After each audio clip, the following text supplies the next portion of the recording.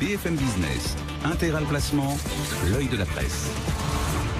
Jean-François Fiatre de marchégagnant.com, après les vacances, après les fêtes de fin d'année. Alors tout s'est bien passé, Jean-François ? Bonne année à tous. Bonne année. Écoutez, en fait, Antoine, vous savez que pour moi, faire la fête un peu de manière forcée aux dates qui sont imposées par le règlement, c'est pas spécialement mon fort. Ouais, ça. Et je vais vous faire une confidence, entre Noël et le jour de l'an, j'ai eu quelques petits problèmes de digestion. C'était le canard ? Non, vous rigolez. Comme dit Joël Cantona dans Le Bonheur et dans le Pré, c'est pas lourd le confit. C'est pas gras, c'est du confit. Exactement. Et en plus, l'Armagnac, ça n'a jamais fait de mal à personne. Jamais. Non, en fait, c'est l'exemplaire du 29 décembre dernier du journal officiel qui m'est resté sur l'estomac. Bon, c'était donc vous, le lecteur du journal officiel du 29 septembre dernier. On vous a repéré, c'est bon. J'étais le seul à le lire ce jour-là. Et voyez-vous, dans ce journal officiel était publié un décret autorisant le transfert des actifs vers des engagements donnant lieu à la constitution d'une provision de diversification. Alors, avouons-le, dans une situation normale, cet intitulé aurait plus tendance à vous endormir qu'autre chose, mais j'ai lu le texte pour savoir ce qui se tramait. Alors, j'imagine que c'est le sujet du vol des plus-values latentes en assurance vie. Exactement, comme j'aime bien le dire. Donc, je rappelle, histoire de favoriser la relance des contrats aux recroissances mis en avant par la loi Pacte de Bruno Le Maire, qui devrait finir par être votée aux alentours de la fin du printemps, on décide donc d'autoriser le transfert des titres qui sont détenus sur le fonds en euros traditionnel de l'assureur. Quand les titres sont en plus-value, on autorise de les transférer vers le fonds Eurocroissance. Pourquoi ? Pour l'enrichir. Donc, joyeux Noël Félix, vous allez nous dire que le Père Noël est une ordure. Non, parce que ça ne serait pas gentil pour le Père Noël. En revanche, je regrette très sincèrement, Antoine, cette manie de certains cols blancs de venir faire les poches des épargnants quand ils ne sont pas là. Parce qu'en fait, ce décret, il fait quoi ? Il reconduit un autre décret qui avait été pris avec les mêmes motifs il y a un peu plus de 2 ans et demi et qui avait été publié au journal officiel, je le rappelle, un 14 juillet 2006.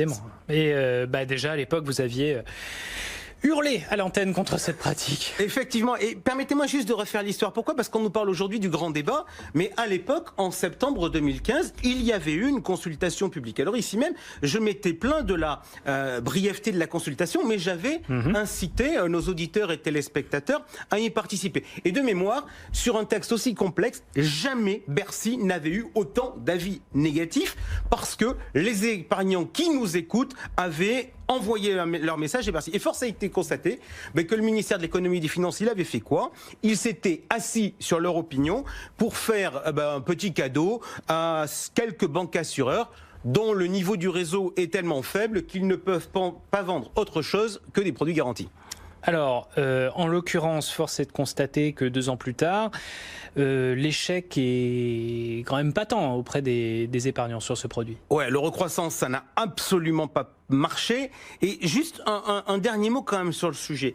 Qu'est-ce qu'on constate ? On constate qu'on a fait une consultation publique et qu'on s'est assis sur l'opinion des épargnants. 2, on nous a dit, pour nous rassurer à l'époque, que, bien évidemment, ce décret, il n'était que temporaire. Donc, et que tout serait fini fin 2018. Et voilà, fin 2018, que se passe-t-il ? Il n'y a pas de mesure d'efficacité de la mesure, je devrais dire pas de mesure d'inefficacité de la mesure si j'étais précis. Et on décide le 28 décembre de le proroger de 3 ans. Eh bien, pardonnez-moi Antoine, mais je pense que là, nous avons le parfait exemple du comment on inspire la défiance là où on devrait inspirer la confiance. Bon, l'année commence bien, les autorités sont bien habillées pour l'hiver, j'ai l'impression. Ouais, mais je vais vous faire une autre confidence, c'est que l'hiver s'annonce rude, et par générosité, je vous propose d'en repasser une couche. Super, super, mais on vous attendait là. Alors, sur un autre sujet quand même. Ok, j'ai parlé des actions pas très justifiées de nos gouvernants, j'ai envie de vous dire 2 mots de ces inactions.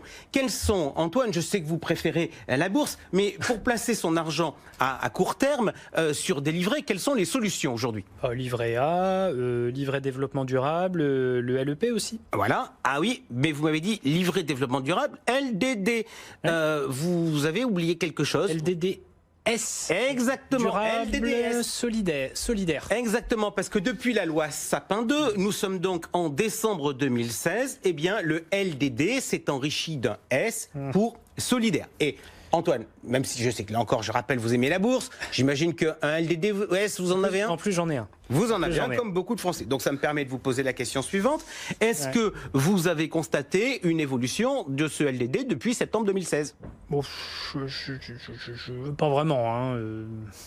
Alors vous vous dites, c'est un petit changement d'étiquette. Mais moi j'ai écouté, j'ai regardé la loi pour savoir s'il y avait quelque chose. S'il était prévu qu'en devenant LDDS, eh bien, il y a un changement. Mais oui, il était prévu en fait 2 choses dans la loi. 1, l'impossibilité de partager ses intérêts en faisant profiter une association. Ainsi, tous les ans, les banquiers devaient proposer à leurs clients de financer une association avec leurs intérêts par l'intermédiaire de la banque et sans frais. 2, le texte imposait aux banquiers de placer une partie des ressources qui restent dans leur bilan pour financer l'économie sociale et solidaire. Dans un environnement, je ne vous cache pas, vous avez vu les Gilets jaunes, quand on connaît les difficultés de certains, on se dit que ce principe-là, il n'était pas forcément crétin. Et pourquoi d'ailleurs, rien n'a changé et la loi ne semble pas être rentrée en application parce que les effets concrets de tout ça, vous n'avez rien vu. Alors, nul n'est censé ignorer la loi, mais que faire quand on se dit que la loi n'est pas appliquée? Mais voici la réponse. En 2 ans, on n'a vraisemblablement pas trouvé les personnes compétentes ou ces dernières n'ont pas eu le temps de signer les décrets d'application qui sont prévus par la loi. Bref, vous savez que juridiquement, sans certaines lois, si elles n'ont pas de décret d'application, elles n'ont aucune valeur. Elles ne sont donc que des bouts de papier qui ont fait plaisir à ceux qui l'ont voté, mais qui ne servent à rien. Alors, la loi Sympa 2, à l'origine, c'était l'ancienne majorité. Eh oui, donc on regarde l'histoire. Bernard Cazeneuve, alors Premier ministre, a oublié de signer le décret lors de son passage à Matignon. Alors, cela dit, j'imagine qu'au passage, les banquiers, ils ne devaient pas être totalement mécontents. Pourquoi? Parce que le LDDS, en pratique, c'est qu'on leur demande de travailler, c'est-à-dire d'informer les clients et de verser de l'argent à des associations, tout ça pour pas un centime. Bon, cela dit, soyons francs, on les paie pour distribuer le livret A, et c'est quand même pas le job le plus dur de la place. Donc, puis... qu'est-ce qui s'est passé? Édouard Philippe, il a fait comme Bernard Cazeneuve, c'est-à-dire qu'il n'a pas signé le décret. Et donc, je me suis posé la question, Antoine, est-ce que le dossier a été perdu? Et en fait, j'ai obtenu ma réponse grâce à Christophe Itier. Qui ça? Christophe Itier.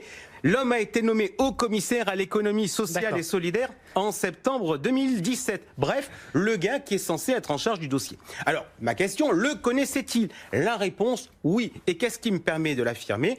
Un article du Monde de novembre 2017 où il déclare au sujet du LDDS: le décret d'application sera publié dans les prochaines semaines, assure-t-il. Alors, juste, je me permets de faire un petit rappel, genre classe primaire, sur la notion du temps. Une journée, c'est 24 heures. Oui. Une semaine, c'est 7 jours. Le mois, je reconnais, c'est un peu plus compliqué.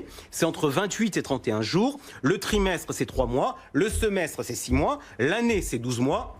Donc, en général, quand on dit quelques semaines, le délai ne doit pas dépasser une année. Mais vous croyez que vous allez le voir signer un jour, le décret?